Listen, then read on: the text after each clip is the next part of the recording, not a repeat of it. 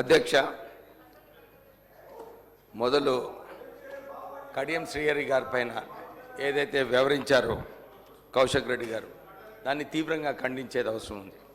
అసలు పెద్ద నాయకులు వాళ్ళ పార్టీలో హరీష్ రావు గారు, కేటీఆర్ గారు, వారిద్దరు కంట్రోల్ చేయాలి.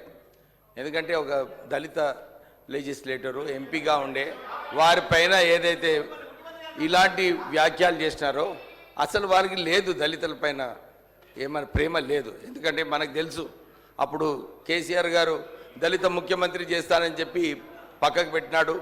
తర్వాత చాలామంది దళిత సంఘాలు అరే వర్కింగ్ ప్రెసిడెంట్ అనేది చేయండి టీఆర్ఎస్లో అని చెప్పినప్పుడు లేదు నాకు కొడుకుని చేస్తానని చెప్పి కేటీఆర్ని చేయడం జరిగింది. అంటే దళిత వ్యతిరేకంగా ఎప్పుడు కూడా వారు వివరిస్తున్నారు, ప్రజలు చూస్తున్నారు. డెఫినెట్లీ మీకు తీవ్రమైన పరిణామాలు ఉంటాయి దాంట్లో. ఇంకోటి, రాజేశ్వర్ రెడ్డి గారు మాట్లాడేటప్పుడు వీరేశం గారి పైన వేరే ఏ పార్టీ అని అడుగుతున్నారు.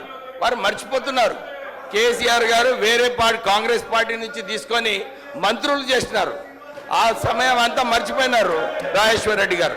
సో ఇలాంటి తరుణంలో ఆల్రెడీ నిన్న హరీష్ రావు గారు ఏదైతే రాఘవ కన్స్ట్రక్షన్స్ పైన వ్యాఖ్యలు చేస్తారో, అరే వినండి అయ్యా, మీ గురించే మాట్లాడుతాం, మీ డిమాండ్ గురించి కొద్దిగా వినండి మంచిగా. వాళ్ళకు భయం ఉన్నది యాక్చువల్లీ.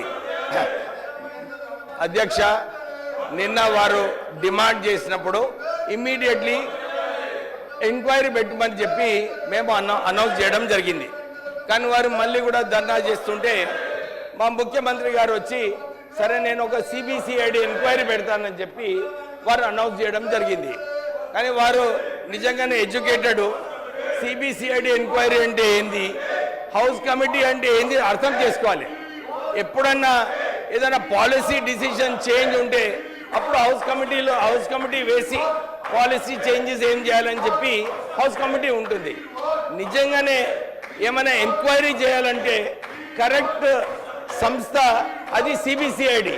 అందు గురించి సిబిసిఐడి ఉంది. లేకపోతే అన్ని కేసులు కూడా హౌస్ కమిటీ వేస్తే మరి సిబిసిఐడి పని ఏముంటుంది అధ్యక్ష?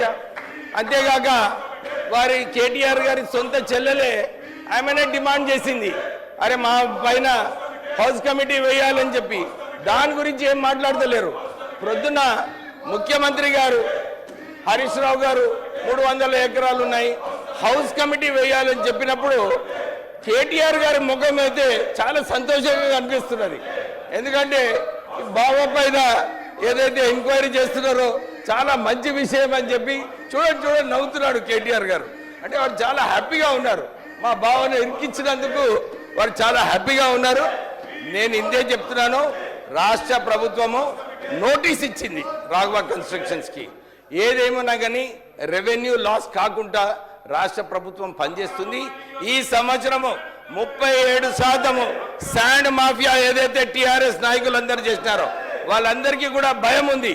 ఈ శాండ్ మాఫియాలో మా టీఆర్ఎస్ నాయకులందరూ కూడా బయటికి వస్తుందని చెప్పి వాళ్ళకి భయం ఉంది. వారు సిబిసిఐడి ఎంక్వైరీ వద్దు, మాకు కేవలం హౌస్ కమిటీ ఎందుకు అడుగుతున్నారంటే వారికి తెలుసు ఆల్రెడీ మా లెజిస్లేటివ్ అసెంబ్లీ అఫేర్స్ మంత్రివర్యులు మా డిప్యూటీ ముఖ్యమంత్రి గారు చెప్పినారు, ఇంతకుముందు వేసిన హౌస్ కమిటీస్ ఇప్పటి వరకు రిపోర్ట్స్ కూడా రాలేదని. ఈ రిపోర్ట్స్ అన్ని కూడా డైవర్ట్ చేయాలి. ఈ 10 సంవత్సరాలలో ఏదైతే అక్రమ మైనింగ్ జరిగిందో అవన్నీ బయటకు వస్తాయని చెప్పి ఆ భయంతోనే వీళ్ళు ఈ ధర్నా చేస్తున్నారు. అధ్యక్ష, వీళ్ళను తక్షణమే సస్పెండ్ చేసి లెజిస్లేటివ్ బిజినెస్ నడిపించాలని చెప్పి కోరుతున్నాను. Thank you.